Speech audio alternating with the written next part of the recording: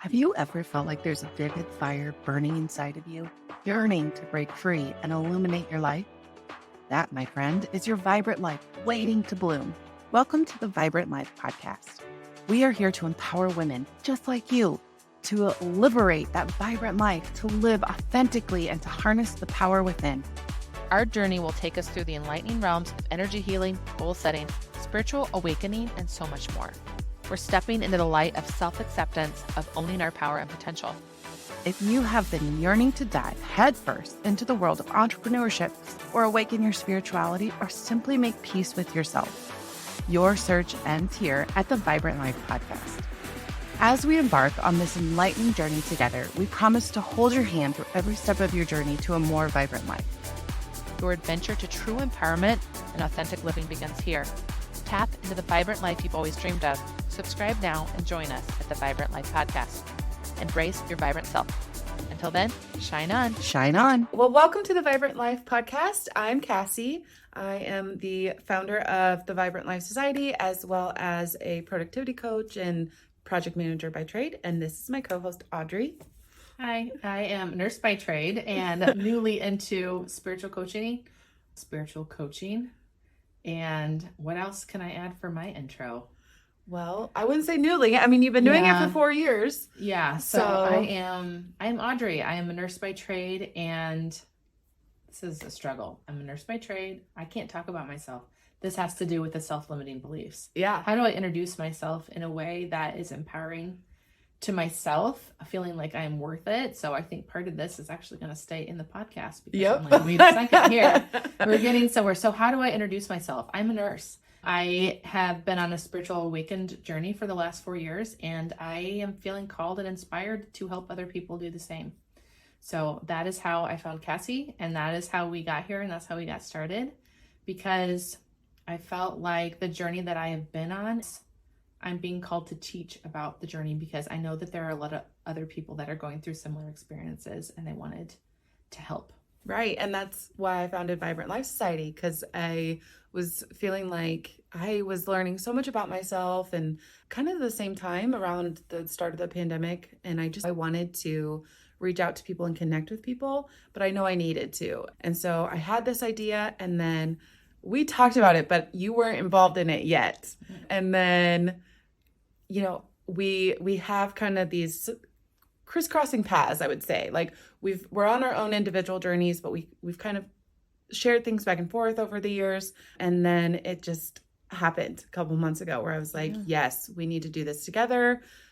We have the same overall arching goal of empowering women, helping women. And we've done that in our own ways, but now we're doing it together. Which is pretty incredible. That's the Vibrant Life Podcast. That's how it came to be. I also think we should share how we even met. We met through daycare. It was incredible. We had all these moms at daycare. We have this really awesome daycare provider who is super spiritual in her own way as well. And we just had this call for women to be together. And so we decided to start a moms group through our daycare. All of these moms came together, and we have mom nights where we can get together in a judgment-free zone. And we can just talk about all the things that are happening in life. And so that is how we came to know each other. Yeah. And then that's what we were doing in January. We got together to have our Christmas get together, and we were doing some tarot and oracle card readings. And it came to light that I am a teacher. I need to teach. And Cassie had this amazing idea for a business, and she needed a partner. So here we are. Here we are. And today we're going to talk about self-limiting beliefs. Yeah. And we've tapped into a couple already. Right. How do you introduce yourself? And I think that comes back to feeling like you're allowed to have a voice. Mm-hmm. You're allowed to be heard. You're allowed to take up space. And I think I know that's a limiting belief that I have had to work through. Absolutely. Of like always making myself smaller, being afraid to use my voice, being afraid to take up space in a room, and then talking about myself with love and with pride. Because it's always the struggle that we got to work through. So we talked about one kind of before we started recording, but that's not good enough. Yeah. And that's the biggie. And that's the big one that I feel like everyone has. I think it's a societal thing as a little girl. And I think it's more women than men for sure. Oh, for sure. Women are taught that they are not good enough. We know that you don't have an equal voice. We know. Right. Right. Look at all the things that go down as far as like equal pay and right. the job markets, like all the things. Women have just been able to vote for however many years. We know it's a thing that society has taught us. We are not good enough. Yes. So this actually reminded me of a few years ago. I was putting a resume together and I was working with this awesome career coach named Lori. She's a good friend of mine. She lives out in Seattle. And I had all of these different skills and I was like, I don't know how to put these together in a way, but she helped me do that and helped me double my income. She's amazing. But what I was getting at is during my job search, she was like, find some job descriptions that feel exciting to you. And I would bring them to her and be like, this is kind of what I'm looking for. This is where I think I could grow and be good. And she rattled off this stat that men will apply for a job meeting 60% of the requirements. And women feel like they have to meet all of them. And I think that goes back to not ever feeling good enough. We feel like we have to overachieve the requirements before we even put our name in the ring, before we even step forward. And that's a limiting belief that I think a lot of us have. And it manifests in so many different ways. So many different ways. Whatever energy you put out there is what you bring back in. And so that is definitely something I've spent the last 4 years working on, is making sure what I'm putting out there is what I want to bring back in. And so that self-worth, that feeling like I have to work at the hospital like a slave, I have to work these 13, 14-hour shifts and not be appreciated, felt like that was the job. That was all I could do as a nurse, was to be treated in a way that it's just not great. It's toxic. You have to do this. You can't take breaks. If you're sick, you're penalized. If your kids are sick, you're penalized. So I think it comes back to that, figuring out that I was worth more than that, and knowing that I was worth more than that, and standing up and saying I wasn't going to do it any longer. Yeah. Was huge for me. And when you say you're worth more than that, that can mean compensation wise. Mm-hmm. I know when I set my first big money goal, I had to work through the belief that it's okay to want money. That was my baby step of, I have these big goals and these big dreams, and I want to have abundance in all areas of my life. And that includes financially. But I felt like I wasn't allowed to say, I want this, you know? So that was kind of one of those limiting beliefs, is digging in to that and saying, you know, where did this come from? And then how to rewrite that. And we'll get into that a little bit more in the podcast. But going back to your worth of, you know, you can mean that financially, you can mean your time, you can mean your self-care, you can mean you're just worth more in all aspects. But I think it can mean different things in different situations. Absolutely. I agree with that. So you identified one of, I'm not enough, or I'm not worthy of this. And you kind of flipped it around in your story of, I am worth more than that. And that's overcoming that limiting belief. But it started out feeling like you had to accept certain things. So how did you, one, identify that limiting belief? And then how do you rewrite that narrative? It's a super long journey. I think the hospital, I was working there, and I had been asked to apply for this supervisor role. And I had applied for a lot of supervisor roles, a lot of them. And it came down to a manager had reached out and said, I really think you're the right fit for this job. And I was like, okay, one last time, I'm going to apply for the supervisor role, and this is what I'm going to do.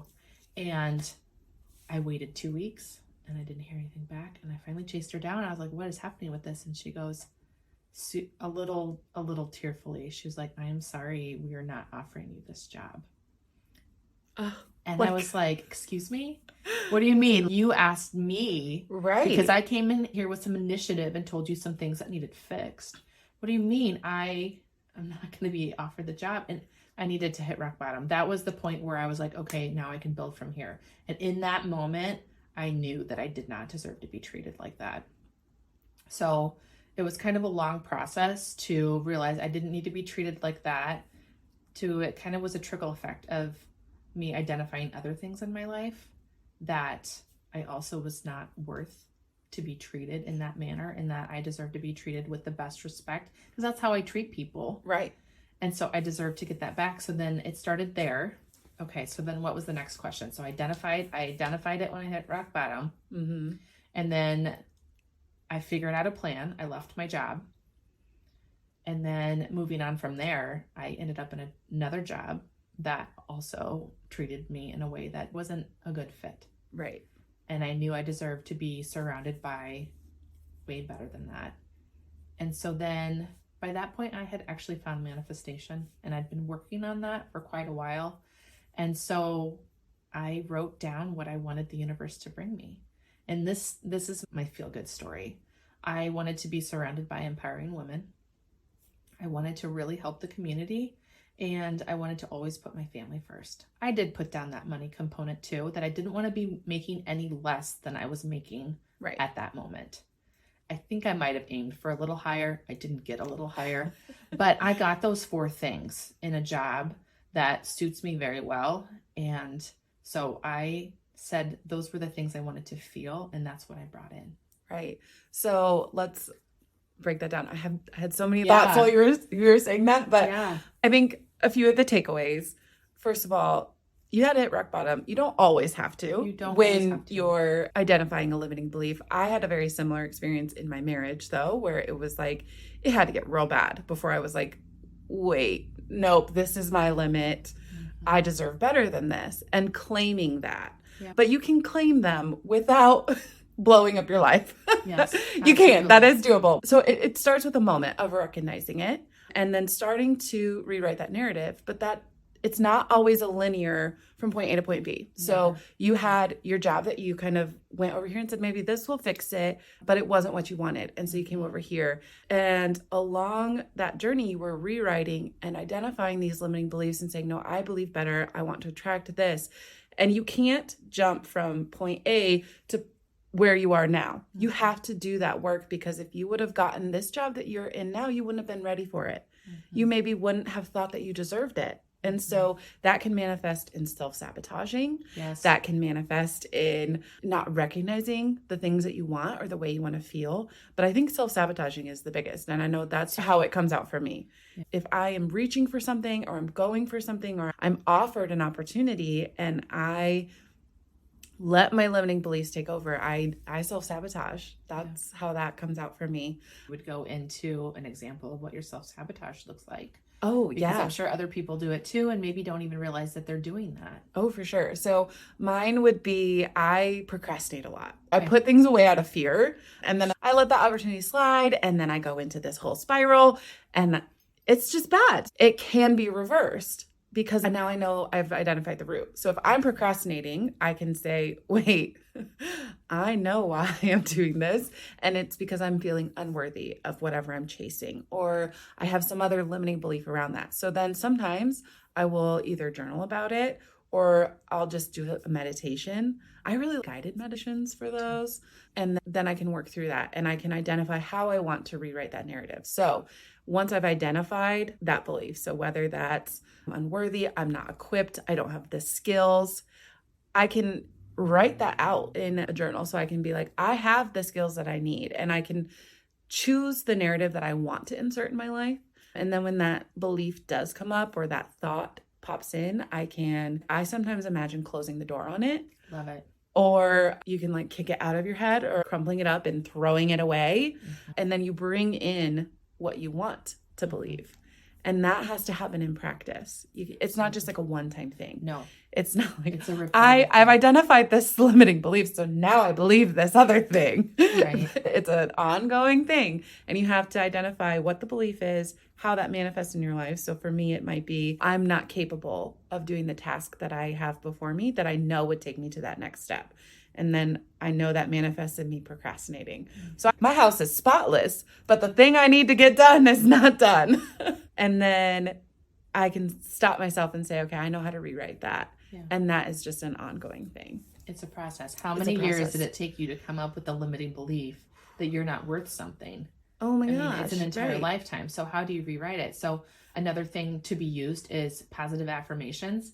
And I think what you said about crumpling it up, closing the door, throwing it away, whatever you need to do. For me, I also need to remember the piece of I acknowledge the thought, and then I forgive myself for it. Ooh. Because that is a big, huge piece, is that there's guilt attached to it as well. Right. And so when you forgive something and you really are just like, all you have to do is say, I forgive that, and then let it go. And then you're done with it. And then insert positive affirmation here. Right. And so then it's one thought process at a time. So you can write it on your mirror in your bathroom. So when you're getting ready in the morning, you say, I'm worthy. In fact, I like to use that in passwords, things that I want to say to myself. So I say it over and over and over again.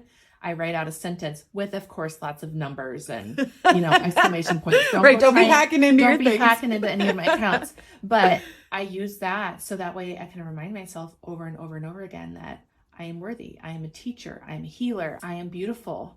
That's another thing I feel like growing up as a child. Oh, yeah. That's another one that I feel like we hear a lot. I actually have my folders on my phone listed out by an affirmation. So it's like, I am growing, and that's all my personal development. I am wealthy. That's where I keep all my banking stuff. Just because I want to have that energy when I go into my bank account. Whatever the number is in there, I want it to be, I am coming from a place of abundance and wealth. Absolutely. So that's just one way that I use affirmations, and we can have a whole nother podcast on how we use affirmations. Absolutely. Check out the website because Cassie's got some affirmations there that you guys can just take on up and use in your own life. So if you're new to affirmations, go to vibrantlifesociety.com, and there's a free affirmations guide on there that you can download. And those are honestly the ones that I started out with because I needed a piece of paper to tell me. Couldn't come up with them on my own. And that's okay. That's okay. There's resources out there, use them. Mm-hmm. So limiting beliefs come in a lot of different voices in our heads, but they are ingrained in us or adopted either through society influences, past failures, or childhood experiences. Mm-hmm. So that's kind of where they come from. So if you're trying to identify, where did I get this narrative? Those are kind of the categories that you can sift through of your own life. I would like to point out that you just mentioned that looking to find where things come from is called shadow work. And it is looking deep back into your past and trying to figure out what these things are. And that's a whole nother episode in itself. But it's also okay to not know where things come from and to release it anyways. It'll come up again because the work is never done. We're just constantly learning and growing as individuals. In fact, if you think you know all the things there are to know in this life, then at one point I can just tell you, you're in for a rude awakening. One day it's just going to hit you in the face that is not the purpose of this life. The purpose is to continue to grow as a human and to experience life on deep levels. And so when you experience those emotions, it just taps you into this whole other side that can make you so much more free as a person. And I think it's important to embrace that with the attitude of curiosity. So I did a lot of that soul searching in the aftermath of my divorce and trying to figure out who I wanted to be as a mom and who I wasn't as an adult by myself because I had never been an adult, not being with my ex. But approaching that through curiosity. So having a question like, how did I get myself into this situation? Or why did I think this? Or how did I approach it that way? But looking back with compassion and love and saying, oh, this is where that root was. And I did the best with what I had at the time. Mm-hmm. And that goes back to your forgiveness piece of, I have this limiting belief because of these experiences. And I just need to forgive past Cassi, past Audrey for taking this belief out of that situation and bringing it forward and then releasing that because you don't want to take it forward with you anymore. You don't want to take it forward. Another thing that I've done before too is like I had a lot of trauma come out of that job. So I wrote down all the things that I needed to think of, all the things that caused the hurt that had happened. I wrote it down, I burned the paper, and then I put them in a little pink bubble and I blew them away. Oh. And then I felt like I was able to let go of more of that when I did that. The residual emotions, I have been doing this therapy called Body Talk, and that's really helped me kind of release that. And so I go to this lady named Fonda, love her, but I went in to her and I was like, I have done all the things and I still have this anger and I'm done with it. I'm ready to let go of it. I was like, I have screamed at the world. I have written things on paper and burned them. I have done the talk therapy, and within 3 sessions, it was gone, and that was amazing. But I still go back to her 3 years later because things come up. It comes back around. It's not like I set this anger aside. It's I'm good for a while, and then it comes back because you're constantly doing the shadow work that you talked about, and you're constantly learning and evolving, and new beliefs come up that we have to tackle. There isn't just one limiting belief that you're going to identify as you're doing this work. You're going to have all kinds, and they're going to pop up out of nowhere. And this is a good time to plug in that everything that happens in life is actually circular and not linear. So if you think there's like different seasons, this takes us back to the seasons. There's different seasons of life. So if you're just plugged into one certain season, you might have the same thing pop up from 20 years ago that you thought that you had let it all the way go, and then you've grown as a person, and there's a deeper level of understanding that can come now, and so it comes up to the surface again, and you're like, okay, I see you, what can I learn from you this time? And then you work through it, and then you let it go again. Yes. All right, so let's reiterate some of our action steps on limiting beliefs. So limiting beliefs can be derived from childhood experiences, societal influences, and past failures. We find journaling really helpful. Looking through your past with a sense of curiosity and compassion is a big one. And then choosing the affirmation or the narrative that you want to rewrite that limiting belief with. And I think I skipped identifying how it's manifesting, how it's impacting your life today, because that's going to trigger you to say, oh, I need to rewrite this. This is something that maybe even subconsciously is coming up. I need to stop and take a minute and rework the track that's playing in my head. And then throw in that piece of forgiveness as well. Yeah. That you're human and you're only doing the best you can with the information you have. So you can't do better until you know better. And that part is super, super important. So wherever all of you are on your journeys, I want you to take that piece of advice away with you. If that's the only thing you hear today. Yeah. I think that's so huge that you're all doing the best that you can. And we see you for that. Right.